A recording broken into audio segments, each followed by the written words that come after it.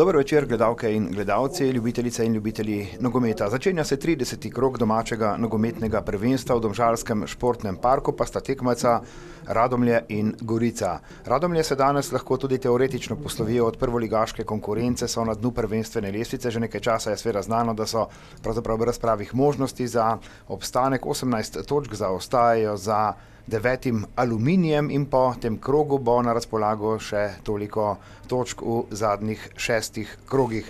Gorica na drugi strani računa tudi na 3. mesto, torej na preboj, celo pod vrh prvenstvene lestvice. Prebiti domačo obrambo brez uspeha, ali lahko domača obramba sedaj prebije Goriško? Dobro, podajo sredina priložnost in mimo, ne, gol! Zadetek, 1-0, zdelo se je, da je tam pravzaprav zgrešil žogo Šipek, toda nazadnje je končala v mreži. Podajo v kazenski prostor, odbita žoga, to je Osuđi.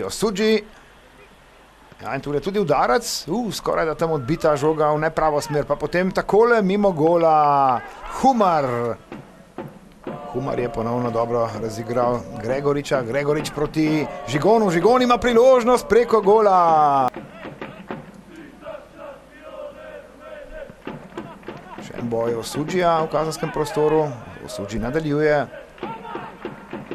Tu je Škarabot, potem pa Humar s predložkom v kazenski prostor. Takole Škarice in dobra obramba, atraktivna poteza na koncu. Morda tudi najbolj nevaren v tej akciji Boben, ki je zadev proti Celjanom iz podobne situacije. Ja, prav proti Bobnu žoga gol, brez prepovedanega položaja in strelec je Gregorič.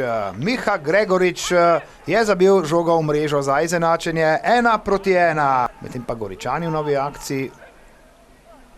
Žigon v prazen prostor, tu je akcija in gol! Lep zadetek Burgiča. Podaja Žigona, Burgič pa v svojem elementu z glavo zanesljivo za nogometaše Radomelj. Prek živega zidu in dober udarec mimo gola. Ostalimi tekmami pridružijo oziroma približajo predvsem Olimpiji in pa Domžalam, torej na točko bodo prišli na Olimpijo. Sedaj pa Nunič v akciji, dobra obramba. Nunič je pokazal sedaj, da je lahko nevaren. Dva domača nogometaša pravzaprav, ki sta opravila medsebojno zamenjavo. No, tudi pogledamo še eno goriško akcijo. Kapič je sprožil preko gola. Dober poskus Kapiča, ko mu je Žigon namestil žogo. In konec tekme. Goričani so torej uspeli priigrati preobrat. Šipek je povedal domače v vodstvo v 23. minuti, potem pa Gregorič v 59. in pa Burgič v 67. minuti strelca za preobrat. Burgič je hkrati dosegel 14. zadetek in sedaj pritiska tudi na oba vodilna strelca, Zahoviča oziroma Glavino. Ja se strinjam, mi smo odigrali fer prvi polčas.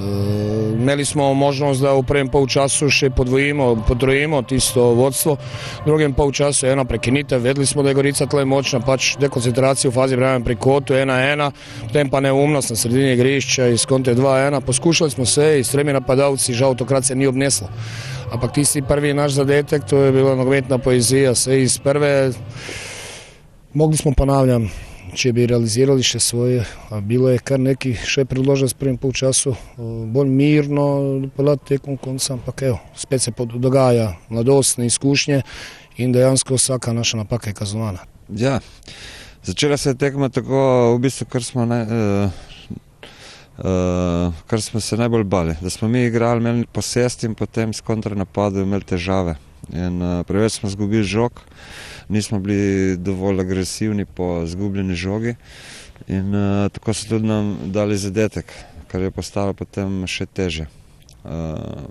Objektivno tudi Radomlje se pokazalo zelo dobra ekipa, ker tudi zadnje 2 rezultata nista bila slučajna.